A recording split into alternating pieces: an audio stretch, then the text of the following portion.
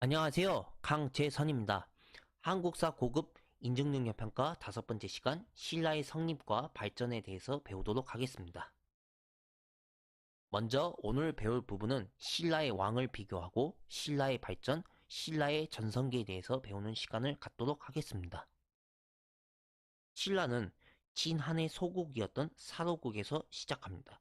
즉, 경주 지역의 토착 세력과 남하한 이주민 세력이 연합하여 건국하는데 이때가 기원전 57년의 일입니다. 신라의 시조는 박혁거세입니다. 그 후 사로국이 점차 주변에 있던 진한 세력을 아우르면서 성장하게 됩니다. 신라의 왕호 변천을 보시겠습니다. 먼저 박혁거세 때는 거서간이라는 호칭을 사용하였습니다. 그 의미는 군장이라는 뜻입니다. 남의 왕 때는 차차웅을 사용하였으며 신라 유리왕 때는 이사금이라는 호칭을 사용하였습니다. 그 의미는 연장자라는 뜻을 가지고 있습니다. 내무왕 때는 마립간이라는 호칭을 사용하였으며 그 후 지증왕 때는 비로소 왕이라는 호칭을 사용하였습니다. 즉 이사금에서 마립간에서 왕으로 바뀐 것은 선거제적인 군장의 추대가 세습적인 군장제로 바뀌고 왕권이 강화되어 가는 정치적인 발전 과정을 보여준 것입니다. 신라 초기 정치를 보시겠습니다. 신라 초기 정치는 육부족 연맹체입니다. 즉, 육부의 대표들이 회의를 통해서 국가를 운영합니다. 신라는 처음에 연맹 왕국에서부터 출발하였습니다. 그러므로 왕권이 미약할 수밖에 없었는데 그 이유는 박씨, 석씨, 김씨 중에서 왕을 번갈아 가면서 선출하였기 때문입니다. 게다가 신라는 한반도 동남쪽에 치우쳐져 있었기 때문에 중국의 선진 문물을 수용하는데 많은 어려움을 겪었습니다. 이제 신라의 본격적인 성장은 내무랑 때부터 시작됩니다. 내무랑은 4세기 후반의 인물입니다. 이분은 김씨에 의해서 왕위를 세습하는데 독점적으로 확립합니다. 자, 이 부분 별표 치시기 바랍니다. 어느 왕조이든 왕위의 세습은 먼저 형제 상속부터 시작됩니다. 적어드리겠습니다.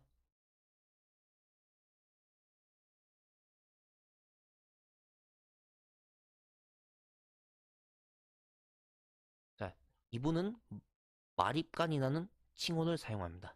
자, 이 마립간이라는 칭호는 무슨 뜻이냐면 대군장이라는 뜻입니다. 대군장.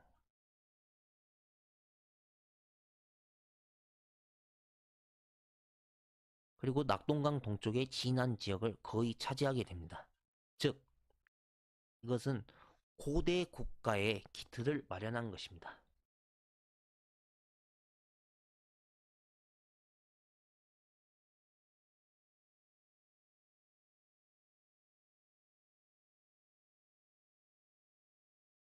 그리고 이분은 고구려 광개토 대왕의 도움을 받아서 왜구를 격퇴합니다. 자, 이 증거는 호명 그릇에 남겨져 있습니다. 자, 여기 경주 호명 그릇에 담긴 의미를 설명해 드리겠습니다. 이것은 경주 호우총에서 발견된 것으로서 이 그릇의 밑바닥에는 을묘년 국강상 광개토 지호 태왕이라는 글씨가 새겨져 있습니다. 즉, 이 호명 그릇이 무엇을 말하냐면 5세기경에 신라가 고구려의 영향력 아래에 있었다는 것을 말합니다.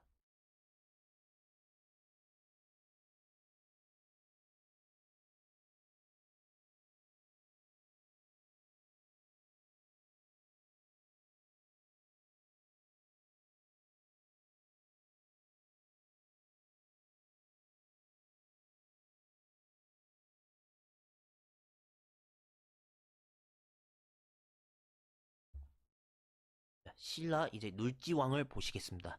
놀지왕 때는 왕위를 세습하게 됩니다. 자, 왕위를 세습하게 되는데 이분 때는 부자 상속으로 바뀌어집니다. 부자 상속. 자, 별표 치시기 바랍니다. 자, 왕위의 세습이 부자 상속으로 바뀌어졌다는 것은 왕권이 종전에 비해서 강해졌다는 것을 말합니다. 자, 왕위의 세습은 어느 국가에든 맨 처음에는 형제 상속이었습니다. 그러다가 점차 부자 상속으로 이어집니다. 그 말은 왕권이 초반에는 약했다가 점점 더 강해진다는 것을 말합니다. 자, 놀지왕 때는 백제의 비호왕과 더불어 나제 동맹을 체결합니다. 자, 이분이 나제 동맹을 체결한 것은 고구려 장수왕의 남하 정책 때문이었습니다. 그래서 고구려 장수왕의 남하 정책을 저지하기 위해서 백제의 비호왕과 함께 나제 동맹을 체결하게 된 것입니다. 이때가 433년의 일입니다. 보여드리겠습니다.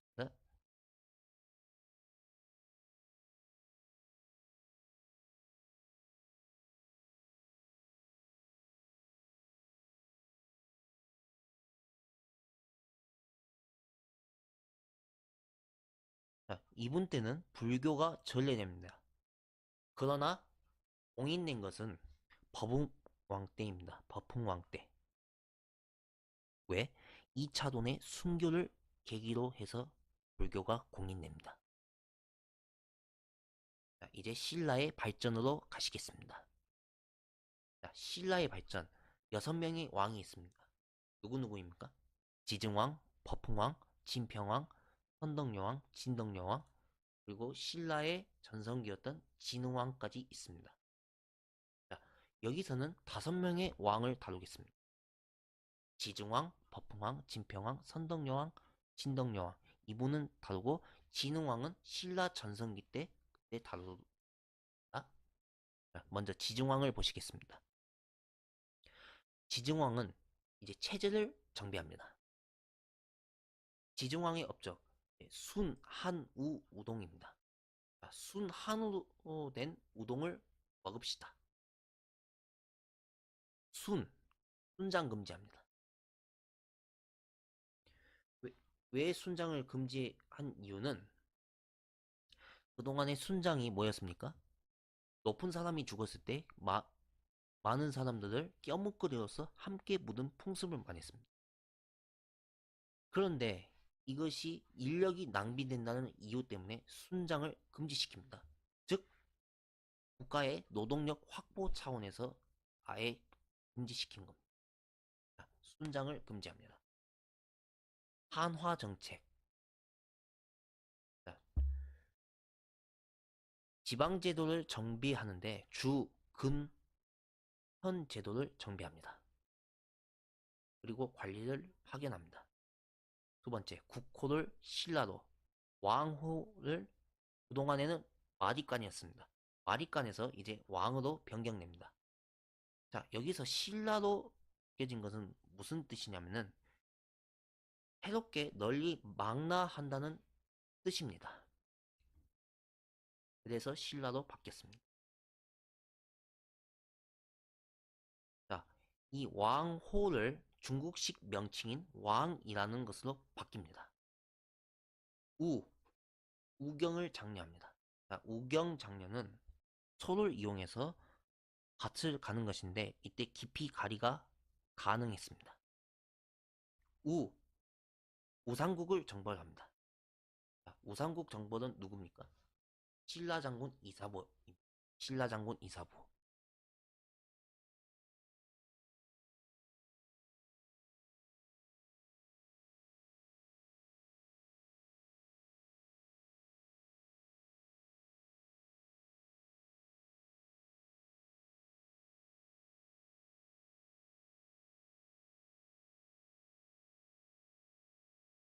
자, 이분은 울릉도 독도를 정벌했습니다.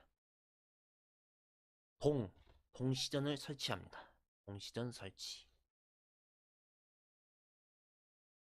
자, 이것은 시장인 동시를 관리하는 동시전을 설치한 것입니다.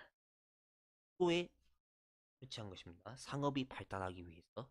자, 우경을 장려한 것은 농업 생산량을 증대시키기 위해서입니다.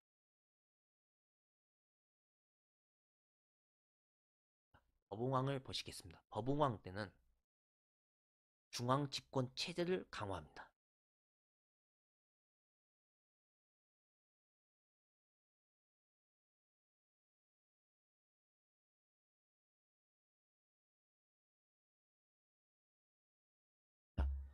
먼저 버붕왕 때는 불교를 공인합니다. 자, 불교를 공인하게 된 것은 이 차돈의 순교를 계기로 해서 공인됩니다.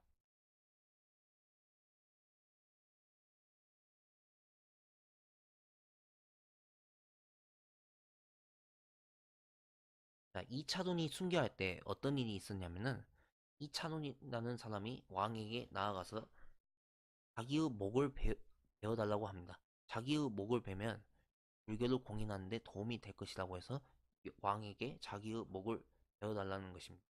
그래서 풍왕께서는 불교를 공인하기 위해서 이 차돈의 목을 베었습니다. 근데 이 차돈의 목을 베고 나니까 그 목에서 하얀 피가 솟구쳐 나왔습니다.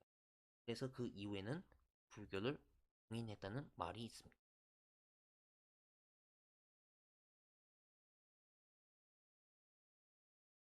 자, 이분은 율령을 반포합니다. 관등제를 정비합니다. 자, 관등제 정비는 17관등제로 나눠집니다. 관리의 등급을 17등급으로 구분합니다.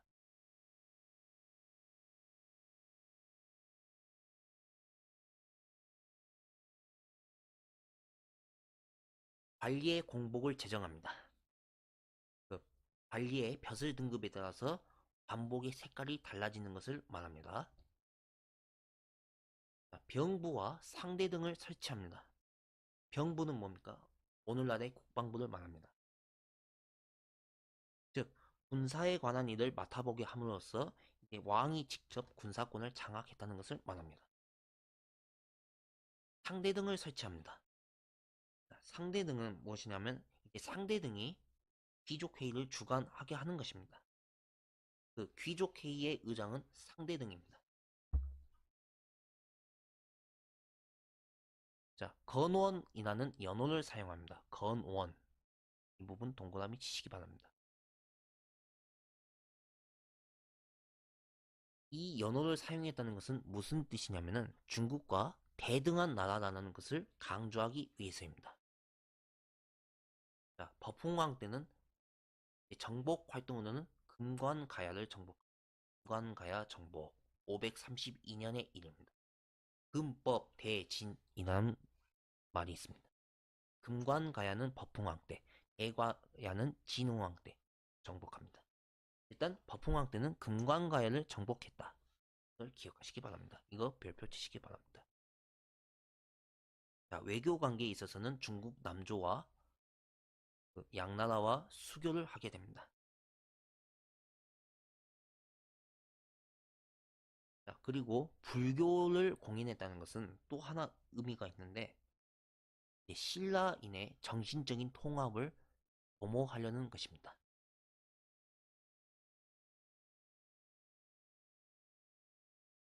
자, 이 두 분 지증왕과 법흥왕 별표 치시기 바랍니다.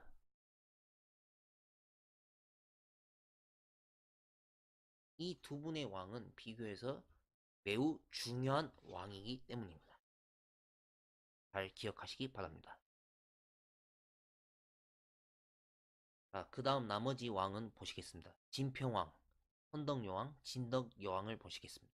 자, 먼저 진평왕 때는 관제를 정비하게 되는데 위하부, 조부, 예부, 영객부 등의 관제를 설치합니다. 자, 여기서 위하부는 인사를 가리키는 것이고 특히 영객부는 오늘날의 외교부를 말합니다. 외교.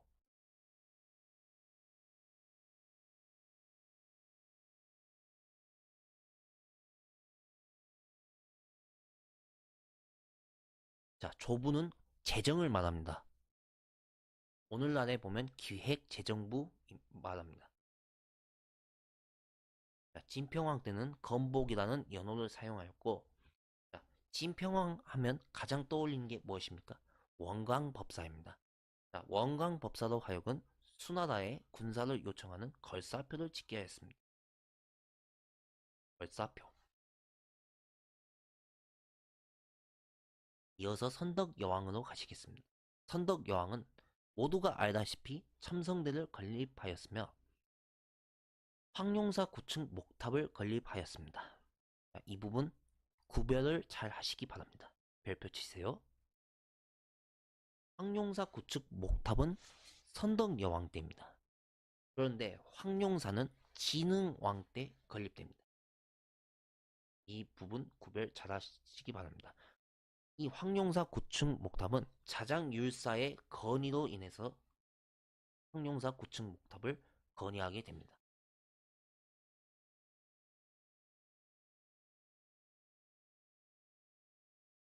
자, 이 부분은 자장율사의 건의입니다.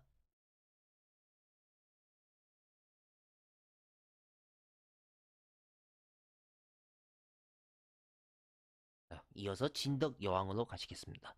진덕여왕은 집사부를 설치합니다. 집사부의 장관은 시중입니다. 그리고 이분은 김춘추를 보내서 당나라와 군사 동맹을 성사시킵니다. 이때가 648년의 일이었습니다. 자, 이어서 이제 신라의 전성기로 가시겠습니다. 진흥왕으로 갑니다. 이제 삼국시대의 전성기 진흥왕에 대해서 살펴보겠습니다. 진흥왕은 신라 6세기의 인물입니다. 진흥왕은 신라 정복군주답게 대외 팽창 활동을 많이 합니다. 먼저 한강 요역을 확보하는데, 자, 한강 요역을 확보하는 과정을 설명해 드리겠습니다. 먼저 백제와 연합하여 고구려를 공격합니다. 그 과정에서 한강 상류 지역을 차지하게 됩니다. 이때 한강 상류 지역을 차지하면서 세운 비석이 바로 단양 적성비입니다.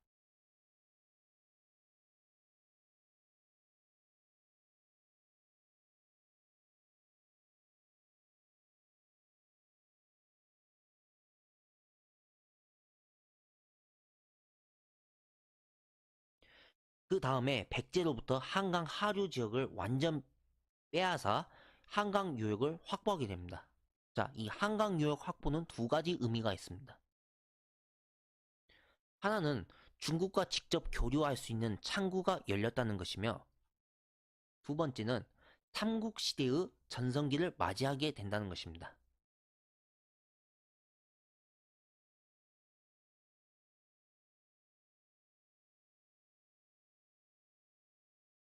자, 이때 한강 유역을 완전 확보하게 되면서 세운 비석은 바로 북한산비입니다.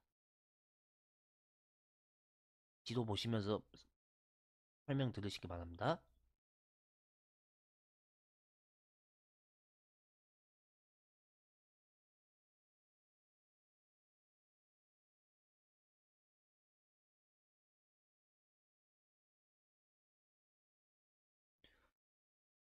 대가야를 정복합니다. 대가야 정복. 562년의 일입니다. 자, 대가야 정복은 가야를 완전 멸망시킵니다.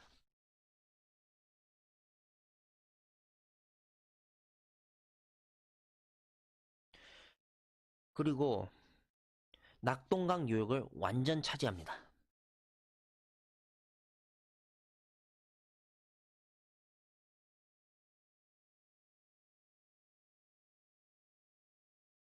자, 함경도 지역까지 영토를 확대합니다. 이 과정에서 세운 비석 두 개가 있습니다. 황초령비와 마올령비입니다. 그런데 이 지역은 그 이후에 상실하게 됩니다. 자, 내부적으로는 민심을 통합하게 되는데 화랑도를 국가 조직으로 정비합니다. 자, 이 목적은 무엇이냐? 국가에 유능한 인재를 양성하기 위해서입니다.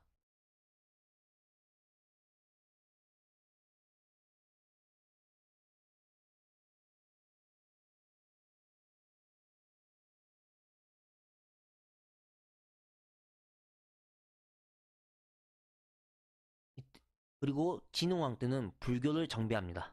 황룡사 건립. 자, 이 부분 별표 치시기 바랍니다. 이후에 신라 선덕 여왕 때는 황룡사 9층 목탑 건립입니다. 이 부분 잘 구별하시다는 의미입니다.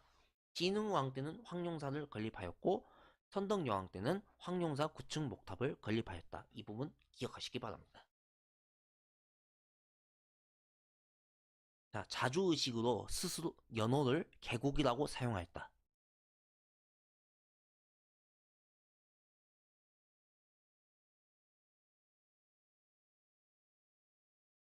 이는 중국과 대등한 국가라는 것을 강조하기 위해서입니다. 거칠부라는 사람을 시켜서 국사를 편찬하게 하였다.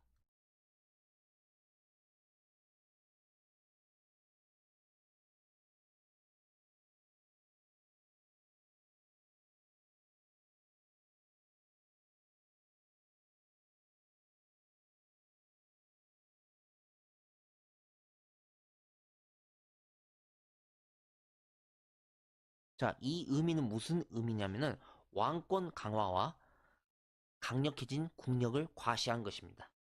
자, 다시 한번 설명이 드리겠습니다. 한강 유역을 완전 차지하였다는 것은 경제적인 기반을 확충하고 군사적인 거점을 확보하였으며, 즉 삼국 항쟁에 있어서 전쟁기를 맞이하게 되었으며 그 주도권을 차지하게 되었다는 것을 의미합니다. 자, 중국과 직접 교류할 수 있는 기지, 군사적인 기지가 있는데 당항성입니다.